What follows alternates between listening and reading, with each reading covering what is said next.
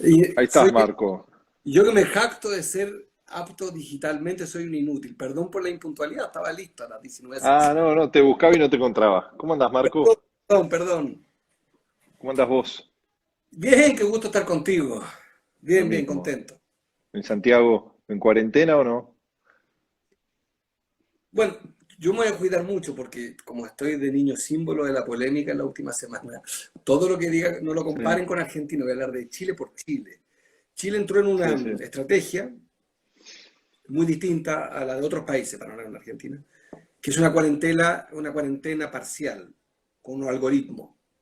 Y ayer se dispararon todos los casos, y voy a tratar de ser lo más suave posible para no abrir polémica, porque sé que algunas veces nos ven periodistas que hacen bien su trabajo. Se disparó a 1000, se multiplicó por 4 y por 5 la cantidad de contagiados. Una explicación es que aumentaron los PCR, la manera de medir, y otra más estricta, más exigente, es que en realidad, aunque ahora disminuyeron los PCR, sigue aumentando los casos. Para ponerlo en simple, Chile se dispararon los contagios y porque yo creo sin hablar de Argentina, hablo de Chile, las cuarentenas radicales disminuyen, como ustedes mismos lo saben, son la herramienta, son el camino. Y aquí ha habido una estrategia que yo considero, ¿cómo decirlo?, colaborativamente. Creo que en tiempos de pandemia la crítica artera es complicada, entonces soy muy duro, muy adversario, pero creo que están equivocados en su estrategia en lo sanitario y en lo económico sí que no tengo ninguna duda, y ahí soy implacable, pero en lo sanitario creo que están tomando un camino que está mostrando fisuras jodidas. ¿Y cómo ves América Latina vos, Marco? Desde la mirada progresista, todo el grupo Puebla, digo, en un momento donde hay mucha soledad del pensamiento progresista, por lo menos en América del Sur, ¿no? Hagámoslo juntos si quieres. Yo sé que tú eres Sí, un gran ministro de educación, pero además eres un hombre de idea y un enamorado de la patria grande. América Latina venía ya muy mal en el crecimiento. América Latina y el Caribe venían muy mal. Además de venir mal en algunos indicadores muy complicados, veníamos particularmente mal, que era la productividad, la conflictividad y finalmente la institucionalidad. A esto en el caso de muchos países, Bolivia, Ecuador, Chile, Colombia, se suma una crisis político-social de magnitudes inédita en caso de Chile y en otros países de la década. Y a eso le suman la pandemia. Esto es la crisis total, porque a mi juicio América Latina va a pagar más duro, como lo ha dicho la CEPAL, va a pagar más duro que otros continentes, por su problema de institucionalidad, por la desigualdad y porque además hay proyectos políticos que son legítimos, salvo el caso de Bolivia, pero en Ecuador, en Colombia, en Brasil, en Chile, en Paraguay, son proyectos democráticos. Yo tengo mil reparos, pero son tipos que ganaron. Y son muy complicados, son liderazgos muy jodidos, muy poco colaborativos con los demás países, que además está una filosofía que es distinta a mi juicio a la correcta, que es la idea de que nadie se salva juntos.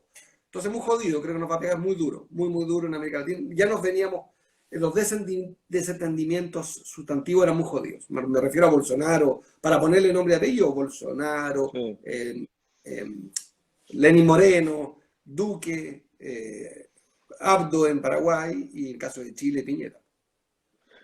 Y Marco, ¿y vos qué perspectiva tenés una vez que pase la pandemia por América Latina, por Sudamérica en particular? ¿Cómo ves la reconfiguración de nuestros países, ¿no? A partir del impacto que esto va a llevar, ¿no? Uno veía la situación muy endeble en Chile previo a la pandemia, digo, la propia realidad del quiebre institucional en Bolivia.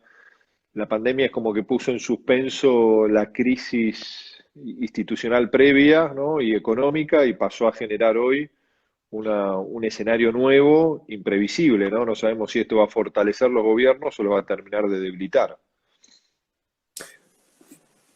Yo creo que la pandemia va a producir, primero hay tres atributos que creo que son fundamentales para entender a qué estamos enfrentados. Uno es la amplitud del virus, la velocidad y la letalidad. Esta idea de la distancia física, no la distancia social, la distancia física obligatoria, es muy contradictoria con los valores progresistas, porque la idea de que juntos llegamos más lejos, pero solo llegamos más rápido, que es como la fortaleza de nuestro ideario, es, mire, de repente las cosas son caminos más complicados, pero no podemos dejar atrás a las mujeres, por ejemplo, que son siempre más golpeadas, ni atrás a las personas con capacidades distintas, ni atrás a las escuelas rurales, en tu caso. Dejar atrás gente no es la lógica progresista. Nosotros no somos de la idea de que hay una vanguardia político-cultural que va a enseñar a los demás. Creemos que esto se hace juntos. Y yo creo que lo que viene es muy esquizofrénico. Vamos a tener, por un lado, mucho Estado, y la derecha y la izquierda van a tomar el Estado como un brazo y el mercado como una herramienta. Y al lado de eso va a tener, por la derecha, algo muy delicado, que es un vértigo autoritario. De decir, mire aquí, la metáfora que va a triunfar y va a ganar aquí es la de la autoridad, no de la distribución.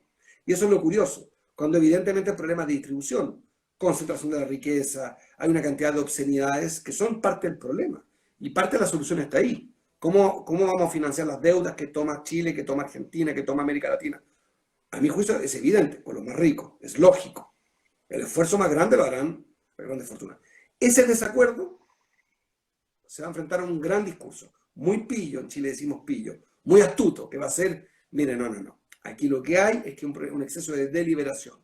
Y el problema es que el país que hoy día más atrae al debate, el más atractivo es China, donde lo que hay ahí justamente un liderazgo fuerte sin deliberación.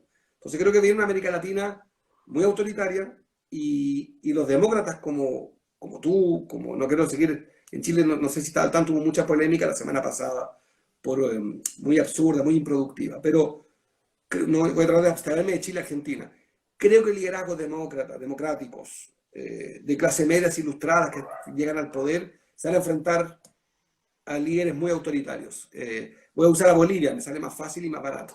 Bolivia es un gran ejemplo. Un liderazgo autoritario, militar finalmente, apoyado por los militares, impone un cierto criterio y va ordenando el sentido común. Y Chile, ¿vos cómo ves la salida después de lo que era todas las movilizaciones, el pedido de reforma de la Constitución? ¿Cómo impacta la pandemia esa posibilidad de romper el corset de la Constitución pinochetista, ¿no? Que hubiese implicado una profundización de la democracia, una apertura, ¿no? Hacia consolidar nuevas expresiones políticas, ¿no? Yo sé que algunos de tus compatriotas ya han escuchado esto, pero déjame hacer una síntesis de Chile muy rápido para entender, porque somos muy distintos, ni mejores ni peores, sino distintos a ustedes. Chile es una economía pequeña, 0,4% del PBI mundial, con un desafío geográfico brutal. Tenemos terremotos, tsunamis, aluviones, sequía, helada, volcanes, o sea, eso que una buena parte de ustedes no conocen, nosotros lo tenemos adentro. Esa naturaleza nos provee de 3 productos que son nuestro gran éxito comercial. Cobre, el primero por lejos. Salmón, fuimos campeones mundiales en exportación junto a Noruega. Madera, hacia Brasil en general. Ese modelo exportador generó una apuesta de modelo de desarrollo. Abrir, vender, que el mundo se va a acabar. Y a la par se abrieron un modelo de acceso al conocimiento, universidades que fueron privadas, como es muy conocido, y públicas pagadas. ¿Por qué? Porque en realidad la apuesta de Chile no está en el conocimiento, está en el modelo exportador, con bajo valor agregado. Porque tenemos un país que en realidad nos preocupa mucho, que es Perú, que es un país pesquero y un país minero, que exporta cobre igual que Chile. Eso explica que 30 años Chile accedió a muchos bienes de consumo espectaculares y que en el fondo tuvo recaudación fiscal por esta vía, pero no tuvo una verdadera estrategia de desarrollo productivo, ni industrial, ni en conocimiento. Entonces, tenemos un problema. Yo creo que Chile tiene hoy mucho mejores herramientas que el resto de América Latina, en solvencia, ahorro fiscal, en finanzas públicas, capacidad de endeudarse. Hoy día Chile tiene grandes capacidades. Lo que yo digo es que eso es pan para hoy y hambre para mañana. Nos va a costar mucho más en el largo plazo levantarnos de esta crisis. En el corto plazo estamos mejor parados que otras economías, objetivamente. Yo discrepo de lo que se hizo en el pasado, no de todo, pero discrepo de la lógica de ahorrar para las vacas flacas, cuando creo que Chile siempre estuvo en vacas flacas. Es una discusión muy de fondo. Entonces yo diría que Chile va a entrar en el largo plazo en esa discusión. En el corto plazo, creo que, para no polemizar, porque estoy en la idea de las propuestas, hoy día amanecí ecuménico, amanecí propositivo, pero creo que confunden ¿Usted le llaman barbijo a eso? Sí, Algunos miembros del gobierno confunden barbijo con un bozal. ¿Se dice bozal para los perros? sí. Yo creo que hay una fantasía barbijo es un bozal. No, no es ningún bozal, es un barbijo. Y creo que hay una idea de, miren, como una crisis social muy fuerte, lo que se llamó malamente un estallido social, a mi juicio, una protesta preciosa, fundada, el gobierno está aprovechando y es bastante legítimo. Yo no estoy de acuerdo, lo condeno en distintos, hasta moralmente, pero entiendo, el poder no conoce el vacío. El tipo tiene dueño de la monarquía y controla la policía, el ejército, la frontera, los medios de comunicación, los bancos, la línea aérea. ¿Qué quieres que te diga? El tipo está usando su poder y es tarea nuestra, ser creativos, imaginativos, para imponer otra mirada. Pero creo que en el corto plazo Chile se va a enfrentar a en lo que yo he llamado, no yo, mucha gente y un gran periodista, la Corea del Norte, el capitalismo tradicional. Éramos una democracia respetada y yo creo que eso se va a ir deteriorando. ¿Y vos ves que la reforma de la Constitución, más allá que sea aprobada, después se va a poder traducir en una reforma profunda o va a ser más cosmética? Yo me voy a arriesgar a una afirmación, pero permíteme equivocarme. Creo que cuando hay escasez económica, la agenda de la distribución no es atractiva. Cuando hay escasez, la agenda del crecimiento de la autoridad es más atractiva. Creo que en la Asamblea Constituyente, que teníamos una ruta garantizada hacia allá, se ha ido enredando. Enredando significa en chileno complicando, por una economía que está muy golpeada, porque el gobierno recupera una parte del sentido común, y el desafío nuestro va a ser vincular a la oposición política, no social. Política, no social. Ese problema en Chile, estamos divorciados, el movimiento social del movimiento político.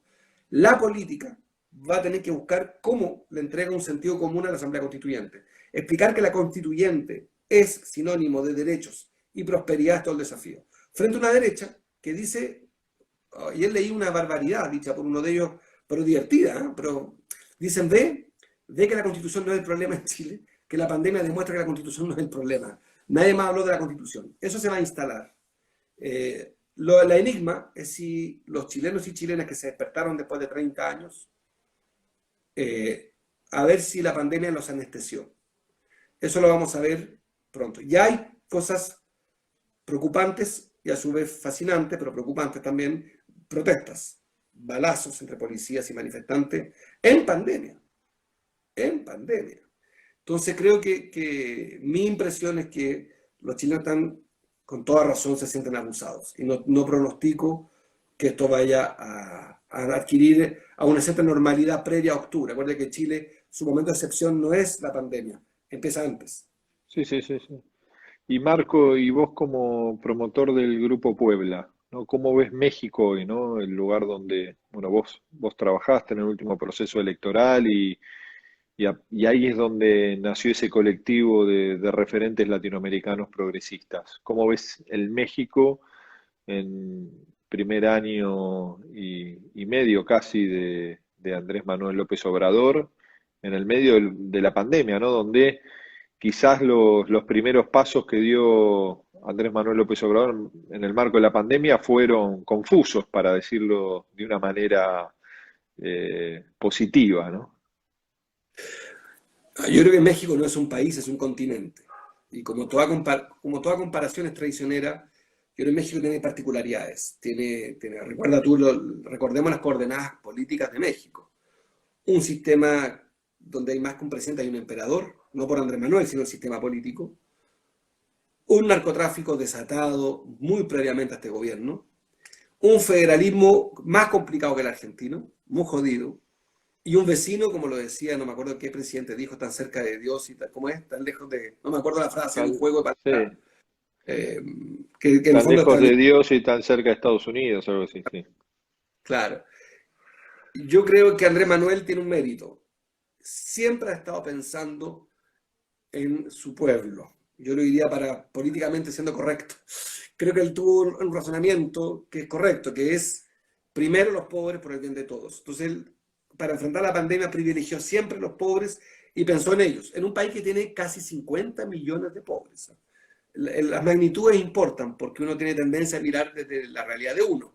Esto es un país con 50 millones de personas en la pobreza. Lo piensas fríamente, es una enormidad. es toda la Argentina en la pobreza, es bueno, 2 y 3 veces Chile, voy a exagerar, pero por ahí. Es más que Perú, o sea, es todo el país en la pobreza. Yo diría que en esas condiciones bien. En lo sanitario creo que ha ido corrigiendo, fue cambiando. Pasamos de una suerte como de distancia a asumir que esto ya no es un problema de la ciencia, querido Nicolás, ya es la empiria, o sea, ya es empírico, ya está demostrado.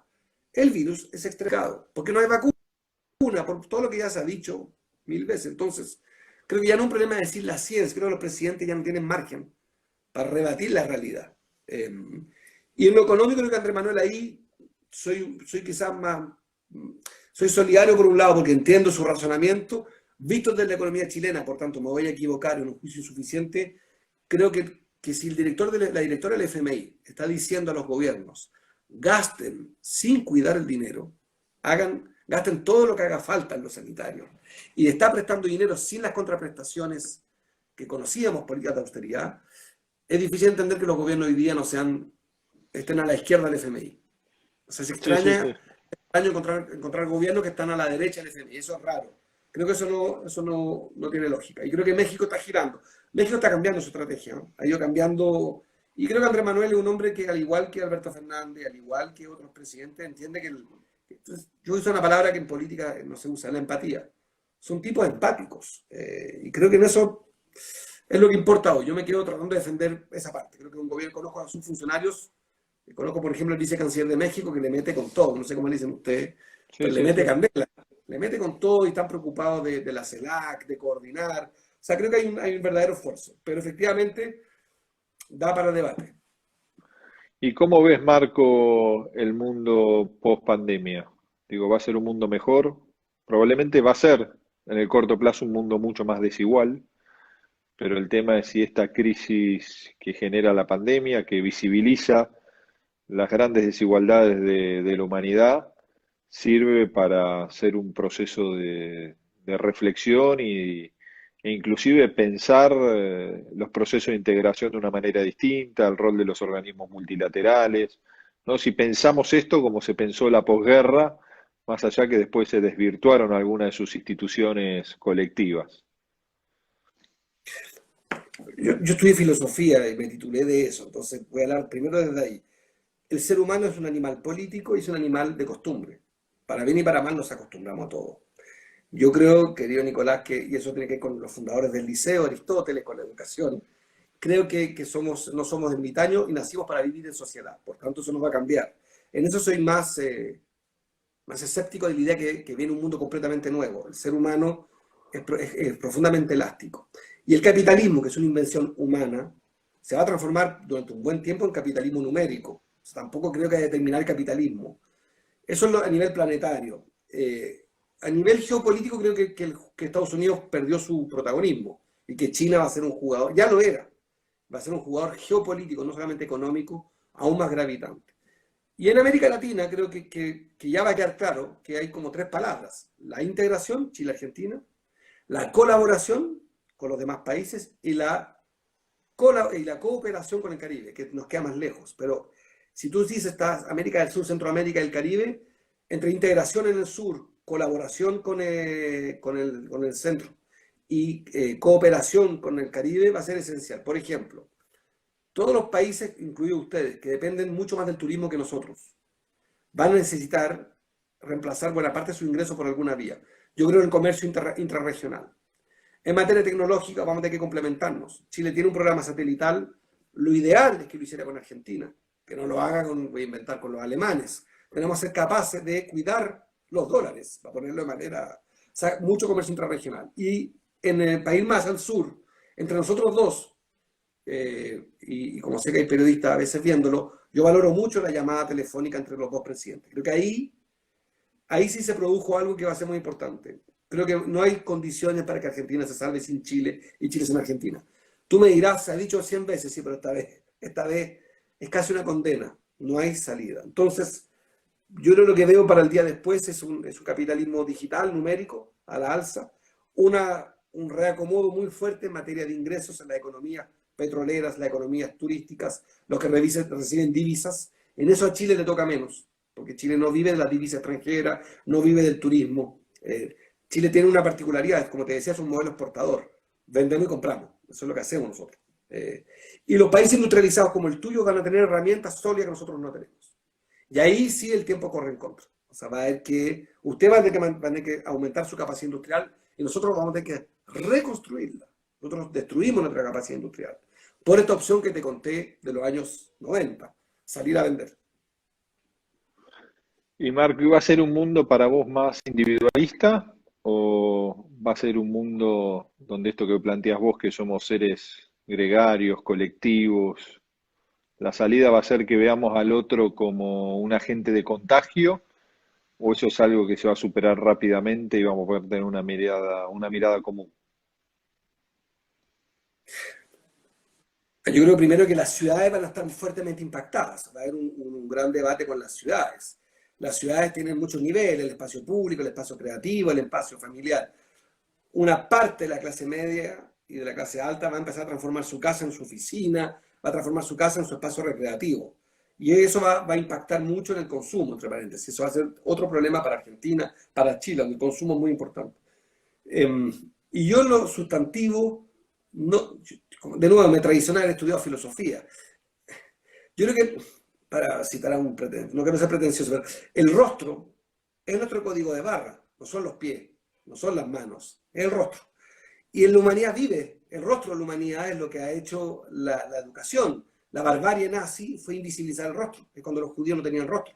¿Te acuerdas que los comparaban con ratas incluso? El rostro va a seguir siendo una gran búsqueda en la humanidad, nos vamos a buscar siempre. Yo no creo en esta idea de que viene una gran revolución cultural, porque el ser humano es básicamente es buscar el rostro. De hecho, ahora yo veo tu rostro, no veo tus piernas, no me importan tus piernas. Puedes estar en pijama abajo, me da lo mismo, veo el rostro. El rostro es la puerta, es la relación ética al otro. Y yo creo que eso no va a cambiar. Por eso el barbijo es tan fascinante. El barbijo es un elemento nuevo, es un elemento muy perturbador, acuérdate, muy perturbador. Pero vamos a ir con eso. Y hay culturas que ya en muchos años, en Vietnam y en Asia, el barbijo lo usan hace tiempo.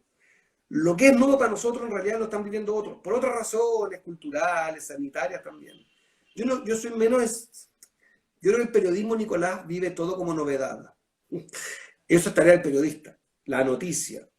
A mí me parece que la relación, a propósito de tu área, no me quiero meter donde no debo, pero la educación sigue siendo emocional y racional, eso no se va a reemplazar.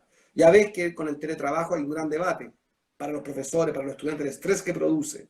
Yo creo que va a haber una búsqueda profundamente humana. Nos vamos a buscar. En esta aplicación, de hecho, insisto, vemos rostros. Cuando uno Instagram, el éxito de Instagram es la imagen, es el rostro, es ver rostros, rostros. Hay un hambre de vernos.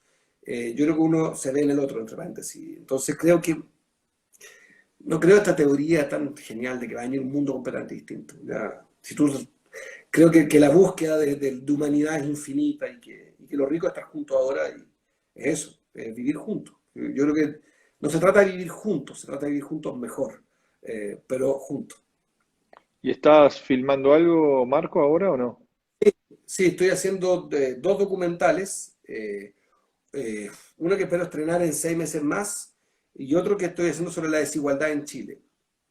Creo que Chile es la capital de la desigualdad a nivel mundial, entonces lo vengo diciendo hace muchos años, lo decía en tu universidad, lo dije muchas veces, mucho Mm. antes de esto, siempre denuncié mi propia sociedad por clasista, racista y fascista, siempre fui muy severo con mi élite, yo vengo de esa élite por si acaso, que no vayan a creer que soy un impostor, nací en la élite, fui expulsado, exiliado, castigado, pero vengo de ese mundo, ¿sabes? Porque los conozco y por eso no me llevo bien y por eso no me quieren y yo tampoco. Creo que esa élite es muy impresionante, o sea, entre el apartheid de Sudáfrica, que uno vio tantos reportajes, tantos libros, cuidado, Chile es una sociedad muy, muy elitista. Muy Y en eso yo soy clasista, muy clasista. muy Muy clasista. clasista, yo mismo cuento una anécdota muy de mal gusto, que siempre pierdo 1000 votos más por cada vez que la digo, pero la digo. Yo llegué a Chile, yo me llamo Enríquez, Marco Enríquez. Me agregué un apellido después, pero me llamo Enríquez. Hasta los 30 años fui Enríquez. Y toda mi vida en el colegio me decían con H o sin H. Y nunca había sabido yo que existía la H. Y me daba cuenta que la no H, la ausencia de H era un código, era como un código de barra. Ah, es sin H. Yo decía, ¿en qué mundo viven la élite chilena que les importa si el apellido es con H? Es una anécdota de muy mal gusto, pero que retrata, a mi juicio, mi Ese es mi combate, por lo menos. En Chile ese es mi combate, el clasismo. ¿Y el otro documental que estás haciendo qué es? ¿Se puede contar? Es sobre Venezuela, es sobre, inspirado en un documental chileno muy famoso que se llama La Batalla de Chile. La Batalla de Chile es un documental que se hizo con decenas de cámaras durante los 1000 días del gobierno de Salvador Allende. Fue el primer gobierno marxista democrático de la historia de la humanidad.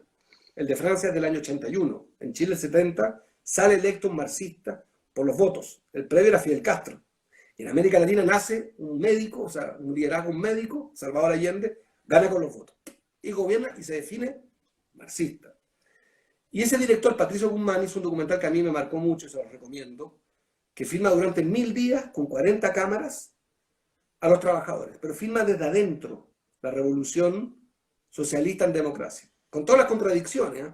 Estatizar empresas, es muy bonito, y con el barrio alto de nuevo, y la lucha de clases, rico contra pobre, que fue lo que pasó en los años 70 en Chile. Y en Venezuela nosotros hemos grabado decenas de veces, un poco lo mismo, a 5 historias. Hemos seguido durante 2, 3 años a 5 personas. Y eso estamos editándolo en el montaje y no hemos demorado mucho con un gran director que es Rodrigo Vázquez. Estamos trabajando en eso hace ya un año en el montaje. Y estamos debatiendo todavía. Eso lo esperamos estrenar, yo creo que en 6 meses más. ¿Y cómo ves Venezuela hoy? Wow, mira, obliga a ser más prudente que nunca, querido Nicolás, porque ahora mismo salió una noticia hoy de que hubo un intento de, no sé cuál es la definición, de un asalto, ellos lo califican, voy a repetir lo que leía, y la prensa se equivoca mucho, ¿sí? De mercenarios que habrían intentado acceder desde Colombia con armas para algo militar subversivo en Venezuela. Yo estoy convencido de lo siguiente, que Venezuela no es, se parece a ningún país de América Latina. Es la mayor reserva de petróleo del mundo, de un tipo de petróleo, a 2 horas de barco de Miami. Es la economía más relevante de este continente, en términos ni más ni menos que energéticos.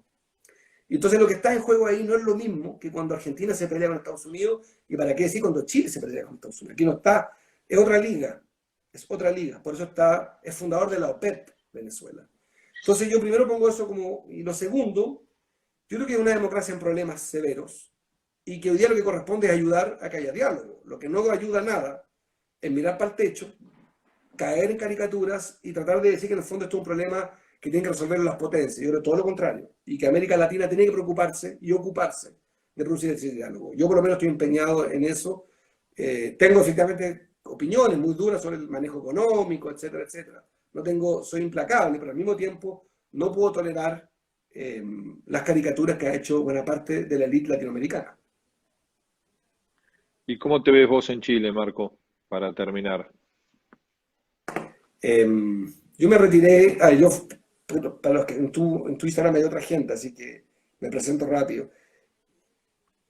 Yo entré en política tarde, a los 32, 33, no recuerdo. Fui diputado de la República un periodo y fui candidato presidencial inmediatamente al final de ese periodo, marcando exactamente cero, cero, cero, cero. Yo soy hijo único. Ni mi padre ni mi madre votaban por mí, pero públicamente decían que no votarían por su hijo. Contra eso, como anécdota, los terminé convenciendo, pero contra eso terminé siendo el candidato más votado de la historia de Chile como independiente y el más joven. Y después intenté 2 veces más siendo tercera fuerza, muy influyente, incluso llegué a ser el primero en popularidad, en encuesta. 2 años, en 2015-2016 fui la gran promesa. Me tumbaron con acusaciones completamente infames, que ya hoy día mismo gané otra más, de las 13 ya gané hoy día, salió otra que acabo de ganar. Y consideré, y como estoy con argentinos es más fácil hablar, me retiré del debate cotidiano hace 2 años. Me retiré de la polémica diaria, anuncié que no sería candidato por ahora, pero sigo siendo militante de una causa, la justicia social, y del Partido Progresista que ayudé a fundar. Y hoy día estoy participando muy intensamente del debate latinoamericano, muy inspirado por tu documental, por lo que hemos hablado los dos, muy convencido de nuestra generación tiene que ayudar no solamente en su barrio, en su ciudad, en su país, sino en el continente. Creo que América Latina, es mi gran sueño, es que tengamos esta idea de que la colaboración es fundamental. Y a mí me sorprende mucho que no seamos mucho, tú y yo no nos queremos mucho, pero no es así entre compatriotas. En Chile hay un nacionalismo que yo execro. Por darte un dato, Chile gasta 6% del PDI en defensa y en salud gastamos 5. O sea, Chile a esta hora gasta más en armas, más en defensa militar, por una supuesta guerra con ustedes, con los peruanos y los bolivianos. A mí eso me parece insoportable. Entonces estoy retirado, pero estoy muy intenso, ayudando mucho en el Grupo de Puebla, del cual soy uno de sus motores. Estoy escribiendo un libro sobre comunicación política, estoy ayudando a distintos proyectos y hago estos documentales. Estoy muy hiperactivo, muy contento de estar acá y muy admirador de lo que está pasando en distintos países. Y en Chile optimista, porque a raíz de un encuentro que fue muy distorsionado, muy polémico, por primera vez en 30 años nos reunimos Moro y Cristiano, mi antiguo adversario, yo era adversario de otros vicepresidentes de distintos partidos y fue un gran éxito. Y estamos hoy día sacamos un documento, estamos en acción y creo que eso es muy positivo. Y me alegro que fuera broma, que al final a Chile y Argentina avanzaron conversando y que nosotros fuimos capaces al mismo tiempo también de avanzar nosotros aquí en Chile. La oposición está rearticulándose con propuestas. Así que miles de defectos, nos falta mucho, pero vamos bien. Así yo muy contento y muy fascinado. Bueno, Marco, te quería reflexionar algunas cosas con vos. Creo que es una buena charla poder intercambiar miradas en este momento que quizás ninguno imaginó cuando nos vimos fin del año pasado o comienzo de este en Buenos Aires, ¿no? Que podía cambiar tanto la realidad a partir de la pandemia en una América Latina que venía con recurrentes caídas, con impactos, ¿no? Lo que fue el golpe en Bolivia, que quizás pensamos que era lo que iba a marcar la agenda de este 2020, la pandemia hace parecer que fue hace muchísimo tiempo, ¿no? Y eso nos lleva también a la reflexión de cuál debe ser el camino posterior a esto, ¿no? De cómo va a ser no solo transitar este momento tan complejo, sino imaginar también el difícil y arduo momento de recuperación de un mundo y una América Latina que en el corto plazo va a ser más desigual, ¿no? Y ahí es donde quizás el Estado-Nación pasa a tener mucho más protagonismo y estos procesos que vos marcás de integración entre nuestros países, ¿no? No la integración económica o comercial tradicional, sino lo que vos planteás, ¿no? La científico-tecnológica, la educativa, y volver a retomar una agenda de integración política, ¿no? Que eso sí ha quedado muy devastado en los últimos años. No queda ninguna herramienta de integración entre nuestros países funcionando donde se den estas discusiones, donde inclusive se generen los instrumentos para resolver los diferendos entre nuestros países o las propias realidades de conflicto que están teniendo cada uno de los países. Distinto hubiese sido la realidad de Bolivia si hubiese estado la UNASUR con plena vigencia, ¿no? O inclusive la posibilidad de encontrar una salida a los profundos conflictos internos que tiene Venezuela, ¿no? Pero bueno, ojalá quizás eso está en la responsabilidad de nuestra generación de imaginar esos caminos. Oye, querido Nicolás, estaba más, quería aprovechar de felicitarte, como ministro de Educación, con ese nivel de densidad intelectual y con obra publicada y con ese amor a la política. Alguien que reivindica la política es un lujo, porque a veces está esa vieja discusión que el Ministerio de Educación requiere de técnicos. Estoy convencido que la educación es todo, es una vieja discusión, pero está todo, la educación es todo, ¿no? En todo nivel, incluso la televisión la hace educativa el que ve televisión. No hay forma, siendo animales imitativos, que no nos eduquemos. Incluso yo me educo escuchándote, así funciona. Por Entonces, supuesto. felicitaciones. Yo te sigo en redes sociales en tu hiperactivismo. Veo todo. Bueno, bueno, y vamos a ver si seguimos trabajando juntos, Marco, con este enorme afecto, Así admiración es. por todo lo que hacen y por todo lo que también ayudas a construir con el Grupo Puebla y que estás construyendo en Chile, ¿no? La última vez que viajé para Chile, que nos juntamos con...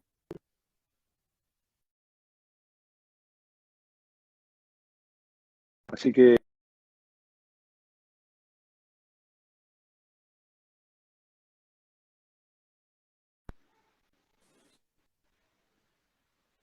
ahí creo que se cortó un poco. Pero bueno, ahí estamos. Bueno, gracias, Marco. Un abrazo y un abrazo a la familia también, ¿eh? En tu nombre, a la Fernanda, a la Karen y a la Manuela. Yo les Bueno, digo, mandale un beso a todos, ¿eh? Eso. Dale un beso Beso. tú acá. Espérate, A dale ver, un beso a la cara. Espérate. Voy a agacharte. Muchos cariños. Felicitaciones por todo. Gran trabajo. Está como... grande. Lindo. A toda la admiración y cariño. Chao, Nico. Chao, chao. Bueno, chao. Muchas gracias. Un beso grande. Un beso, Karen. Chao, Marco.